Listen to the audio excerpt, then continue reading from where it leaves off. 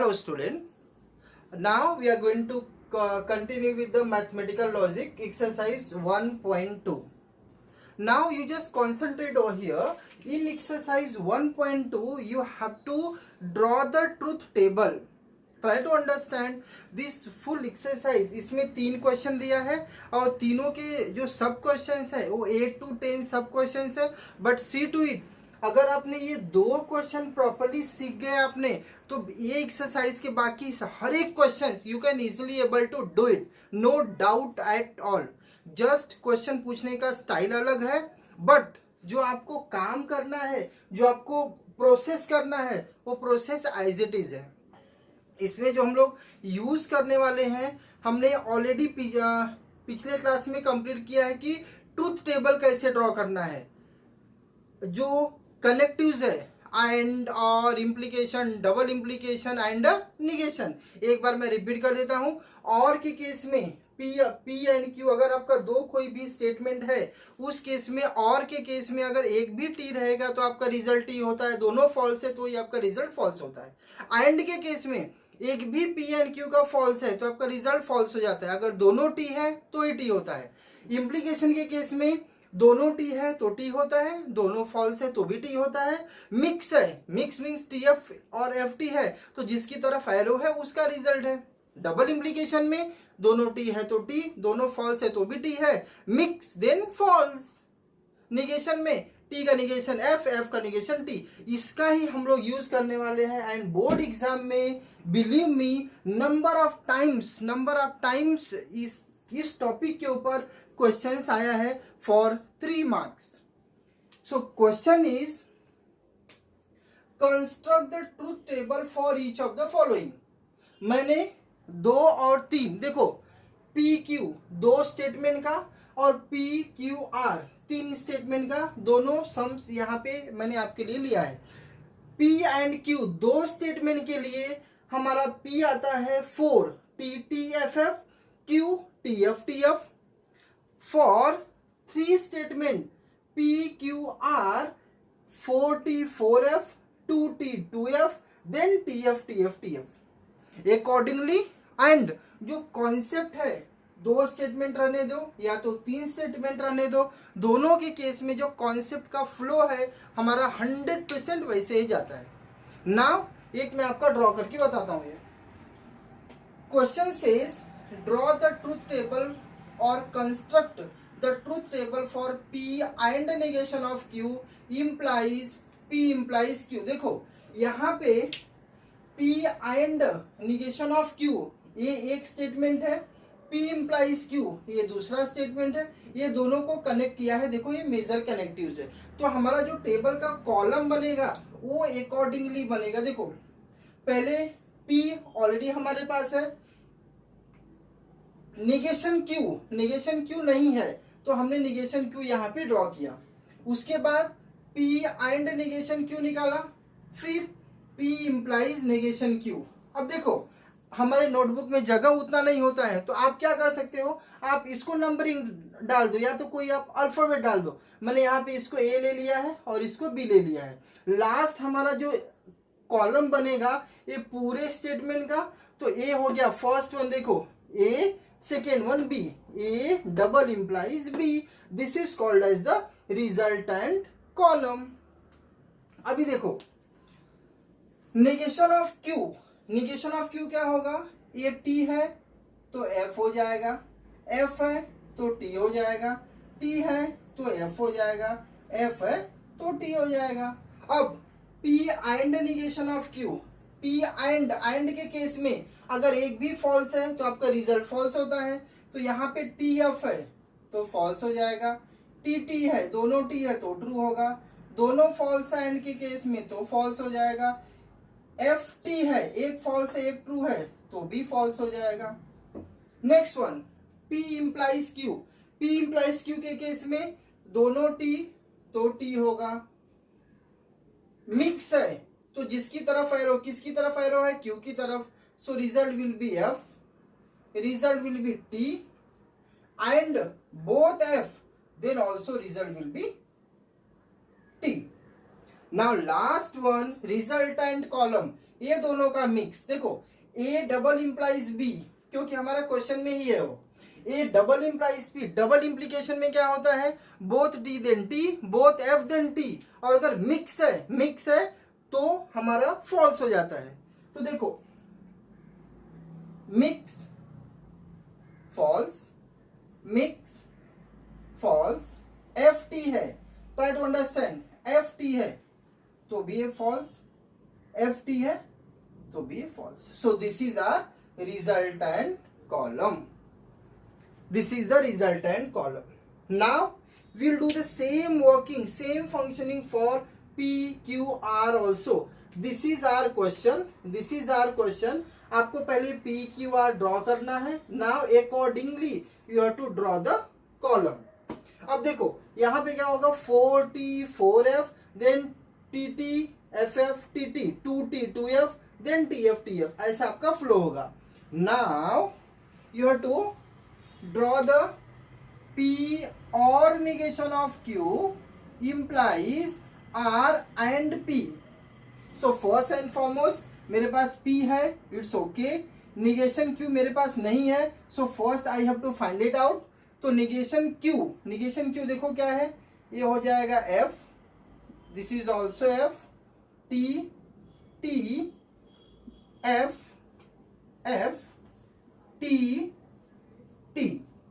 Next one P और negation Q, P और के केस में एक भी T तो आपका रिजल्ट T हो जाता है. Any one T result will be T, both have then false, F T then T. Now R and P, try to understand, R and P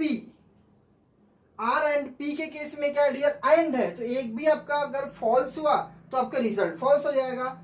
R and P, this one both T एक false हुआ तो false, T एक false तो false, then this one false, R and T both false, then false, both false, then false.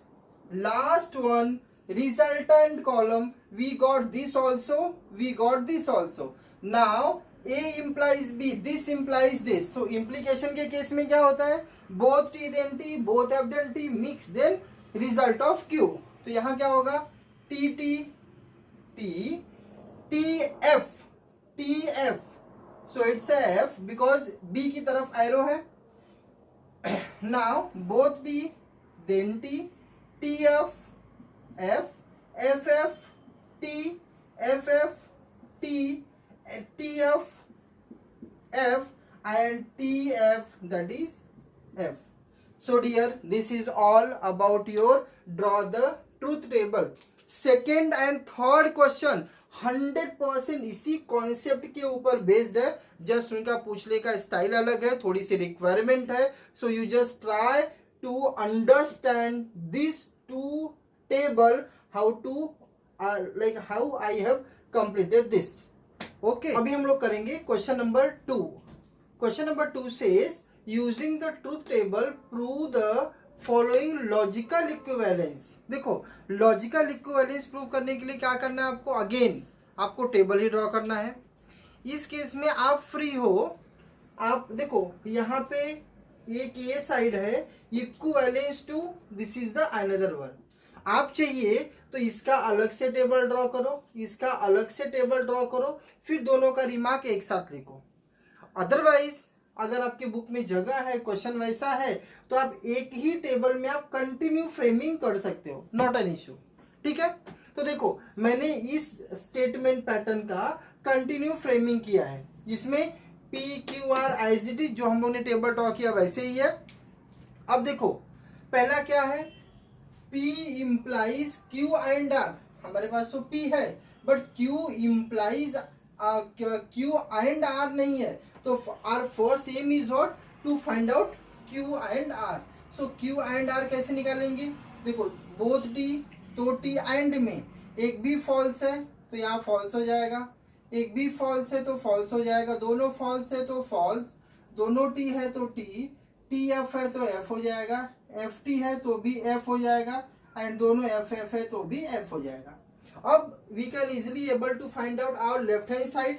तो left hand side में क्या है, P implies this one, ठीक है। देखो इम्प्लीकेशन इस साइड है, Q एंड R की तरफ है, तो देखो बोथ टी मिक्स है, तो रिजल्ट ऑफ दिस F, यहाँ पे भी F आ जाएगा, यहाँ TF है तो यहाँ भी F आ जाएगा, यहाँ FT है तो यहाँ पे क्या आ जाएगा, यहाँ भी T आ जाएगा, यहाँ FF है तो यहाँ T आ जाएगा, यहाँ पे FF है तो भी T आ जाएगा, यहाँ FF है तो T आ जाएगा।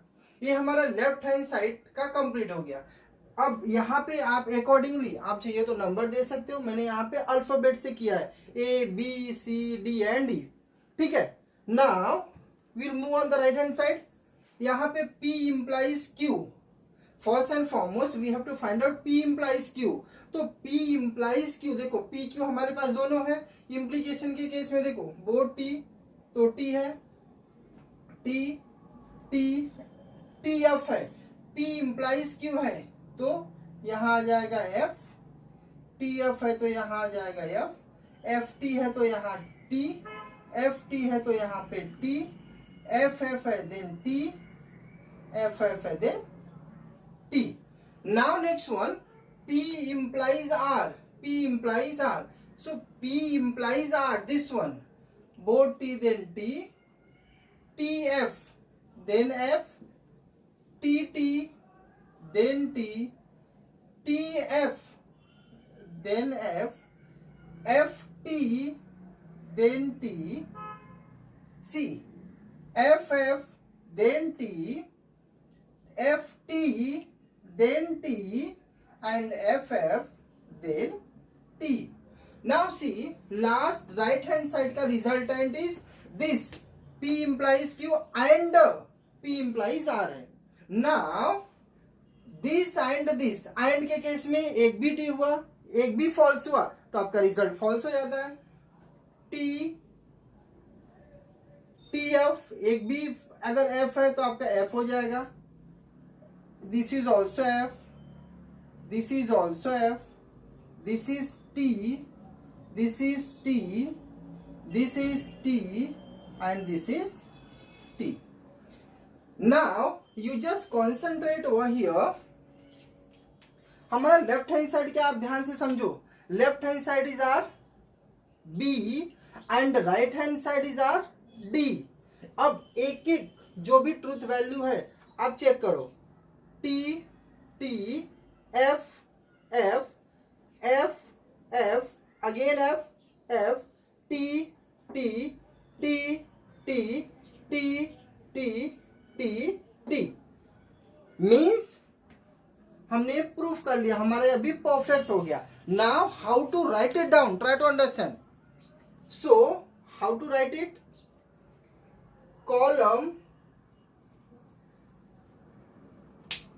column B and D, sorry, column B and E, column B and E, column B left hand side, column E right hand side. B and E are identical. Column B and E are identical. Therefore, you have to just copy it down and write the question. P implies Q and R is equivalent to P implies Q and P implies R. That's it.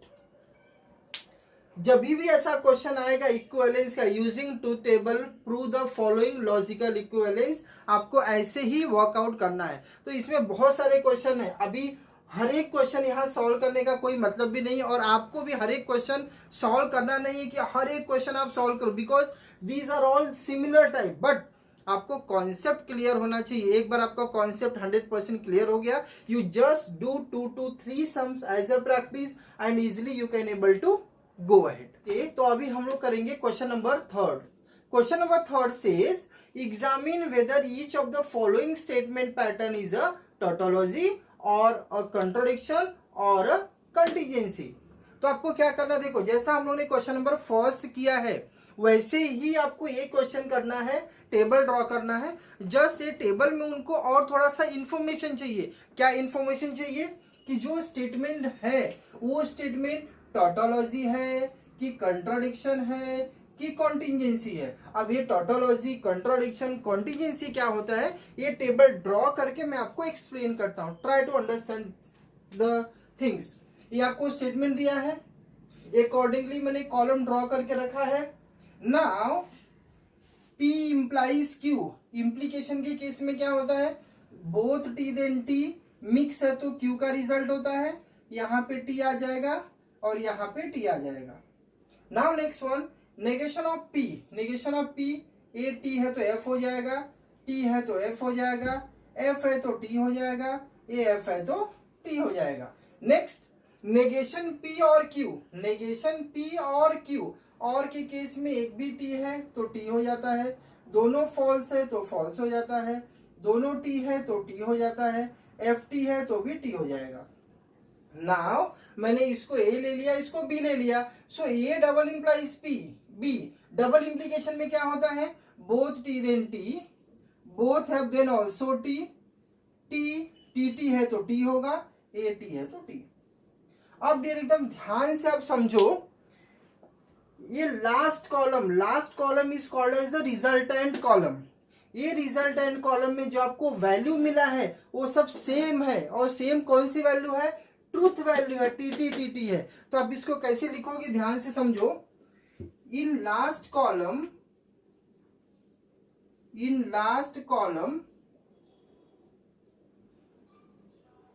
All the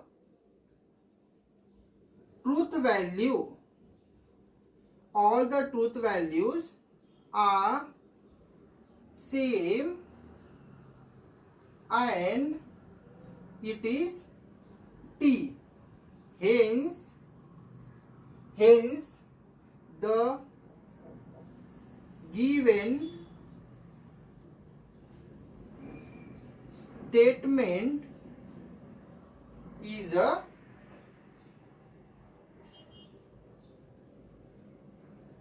tautology. ये T इसका small है तो कोई problem नहीं। Given statement is a tautology. अब ध्यान से समझो, ये सब यहाँ पे T आया तो आपने क्या लिखा, इसको टोटोलॉजी लिखा। अब देखो जैसे हमने फर्स्ट क्वेश्चन किया था तो फर्स्ट क्वेश्चन में जो हमारा ये वाला क्वेश्चन यहाँ पे हमने लिया था वहां पे सब F आया था, तो क्या लिखना है हमको, सेम चीज लिखना है। जस्ट यहाँ सब सारा एफ अगर आएगा तो आप क्या लिखोगे, in the last column all the truth value are same and it is F, hence the given statement is a contradiction. Tautology के लिए सब टी आना चाहिए, कॉन्ट्राडिक्शन के लिए सब एफ आना चाहिए, कॉन्टिजेंसी के लिए आप देखो यहाँ पे कॉन्टिजेंसी मीन्स मैं आपको बता देता हूं, कॉन्टिजेंसी के केस में मिक्स आना चाहिए, मिक्स मीन्स और टीएफ आना चाहिए। तो देखो क्या होगा, ये स्टेटमेंट दिया है, अकॉर्डिंगली मैंने टेबल ड्रॉ किया है आपके लिए। अब देखो ध्यान से समझो, P Q R as it is, negation P implies Q निकालना है तो हमारे पास क्यू है, नेगेशन पी नहीं है, तो सबसे पहले नेगेशन पी फाइंड आउट करेंगे। ये हो गया F, this is also F, this is also F, it's a T and T.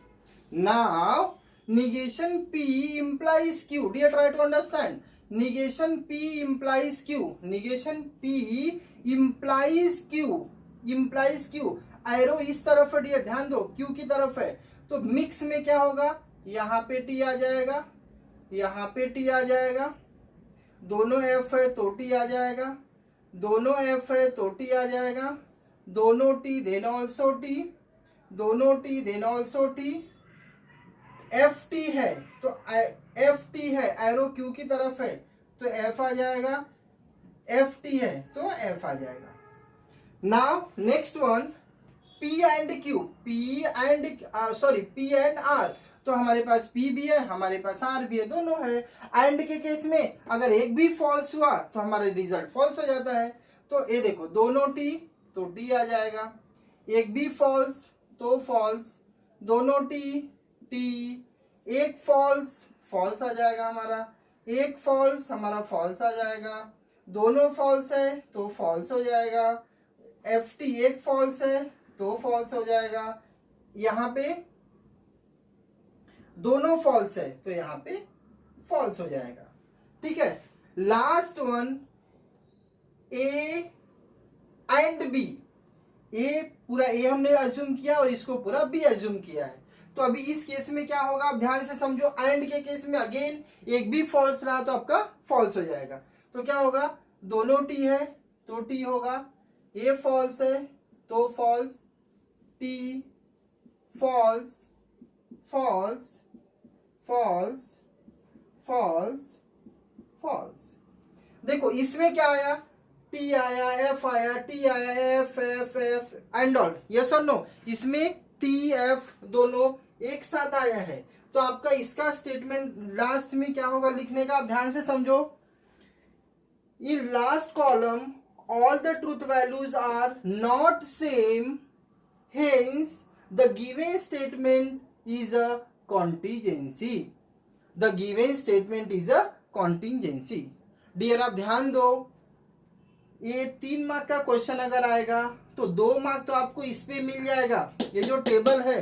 तीसरे मार्क के लिए अगर आप ये स्टेटमेंट नहीं लिखोगे, जो ये स्टेटमेंट है, this statement is compulsory to get the 1 mark. ये स्टेटमेंट आपको लिखना ही पड़ेगा. Try to understand. ये स्टेटमेंट जो है, ये स्टेटमेंट 1 मार्क के लिए लिखना पड़ेगा, otherwise you are going to lose your 1 mark. Okay. तो इसमें कुछ नया नहीं है, सारा टी आई यहाँ पे देख लिया तो टोटोलॉजी. अगर यहीं पे एफ एफ एफ आएगा कंट्रोडिक्शन, जैसे यहाँ पे टी आया, एफ आया, टी आया, तो it's a contingency. So in this way we completed our this chapter exercise 1.2. Okay.